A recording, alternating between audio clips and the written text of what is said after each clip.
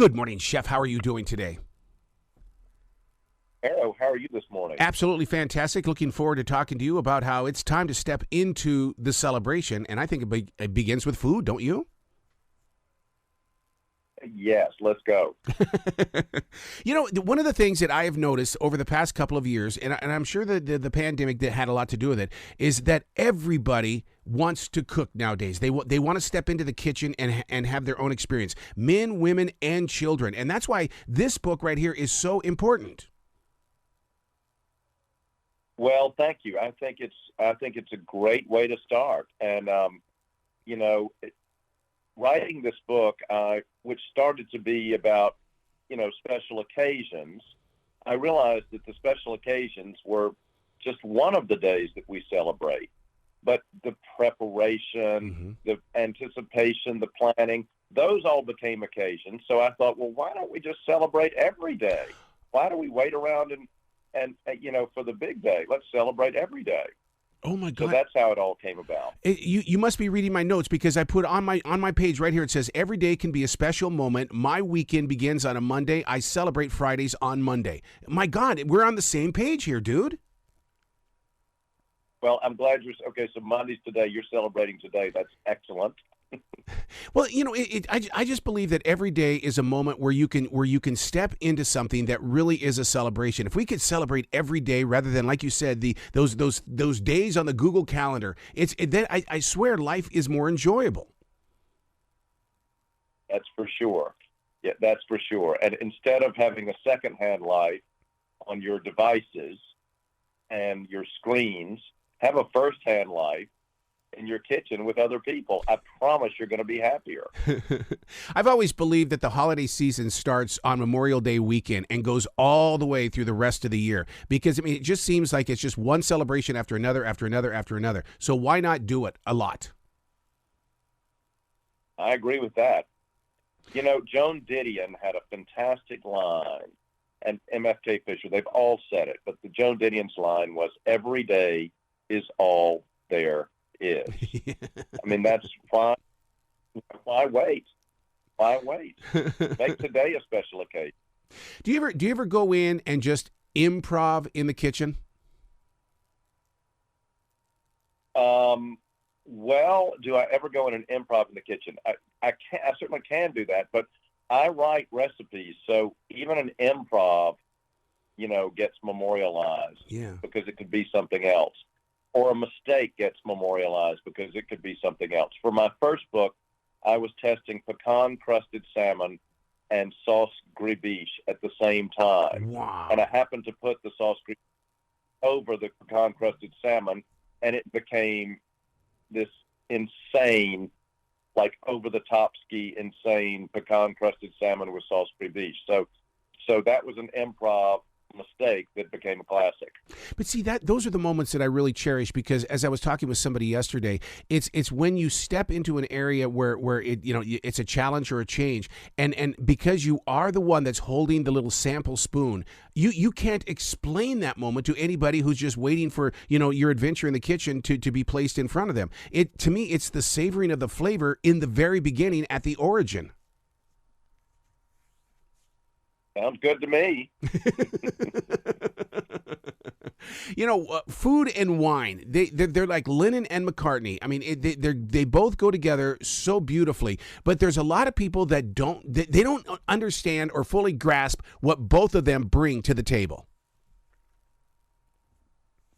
Well, I think that's for sure. And then by the same token, I'm going to be very controversial here. Good. There's also a humongous pretension now with wine and pairings and blah, bitty, blah, bitty, blah, bitty, blah. Yep.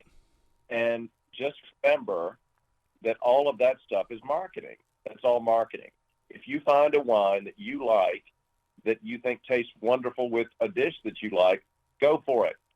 Go for it. Don't wait around to have the market-tested people tell you what you like and what you don't. Just go for it. So true. And I was talking with the people at Sotheby's with their big wine Bible, and they were telling me that the majority of all wines are sold because the bottle is beautiful. Right. As my mother used to say, as my mother used to say, it may not be everything, but pretty helps. There are so many secrets that people are, have kept to themselves, the family tradition and stuff like that, but they're releasing those family recipes. How do you feel about that, Chef? First of all, I love the idea that people are sharing their recipes with me like yourself, but is it sharing the family secret? I think it's great because there have been so many cookbooks over so many years. And in fact, one of the reasons I started writing cookbooks is because there was never a standardized recipe form. And I basically made a standardized recipe form so that, anybody could do my recipes and have them turn out the way that they were supposed to turn out. Yeah. But many cookbook authors would leave things out and all that. And I just thought that was a terrible cheat and such a disservice to someone who's taken the time and effort and money to buy your book. It was just totally unfair. So I changed it, and my recipes are not inspirations; they are formulas. And you can have the great result if you just do them. This too can be yours. So. That's my philosophy. Well, no, it's a beautiful philosophy because people like to take chances. I love it when people will step in, because one of my essential jobs is that I work at a grocery store because I love being with people. I love talking with people about food, and to look at them, look into their books and get they'll sit there and they'll say, I'm going to take a chance on this recipe. And I go, God, I love this. This is the reason why I'm doing this, because I'm watching people before they even step into that kitchen that they are creating something. And see, that's why, Chef, this book is so important because it allows people to explore. Absolutely. That's it. Explore, test, do it several times, perfect it, and then serve it. Yeah. Another one of my things, if you're going to have guests, never use them as guinea pigs. Uh-oh. Always make sure you do, always make sure you know the outcome of a dish before you use your guest as a guinea pig. I'm so glad you brought that up because the very first time that I tried my southern barbecued ribs, I screwed up. And to this day, and we're like 20 years into this, that they still hold that against me. They've turned it into a joke because I tried my southern ribs on them without ever trying, sampling it. Okay, now what happened to the ribs? How did they go wrong? Because it's hard to make them go wrong. Well, what happened? I didn't cook them fully through. I just assumed the outside was done, so it must be all done. No. Okay, so you did. They needed another 2 hours, is what they sure did, and I did it. I did it on the barbecue outside. I've since changed to taking it to the kitchen, and then I serve my ribs. Well, here's another thing: boil them first, and then finish them on the grill. Yeah, and that'll get it to you. Yeah.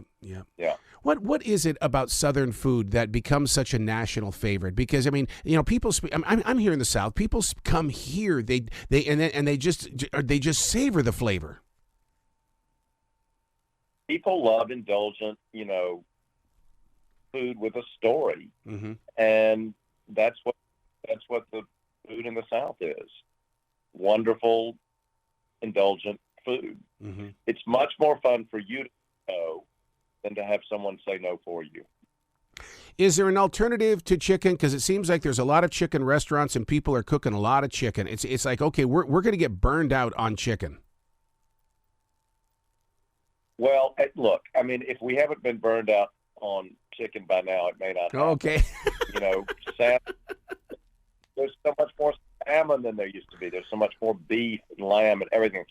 There are just not as many ingredients as there might be, and so people are now focused on all the vegetables and stuff like that. But, a really good, well-made, properly done chicken, I'll hazard to say organic, that's as good as it gets. Yeah, you're so true. What about these plant-based foods? Because I'm seeing a lot of people buy that, and they seem to really be into, making it just as authentic as the real stuff. Yeah, I'm not an expert on that whatsoever, although I know that there's a big wave in it. Yeah. I really can't speak to it because I'm not an expert. And especially plant-based products, I'm really not into that at all. Yeah. So where can people reach out to you to find out more about you, chef? Because I mean, they really do need to tap into what you're inviting here. This is such an incredible. I mean, occasions to celebrate and stuff like that. It opens up the imagination and the tummy. Oh, thank you.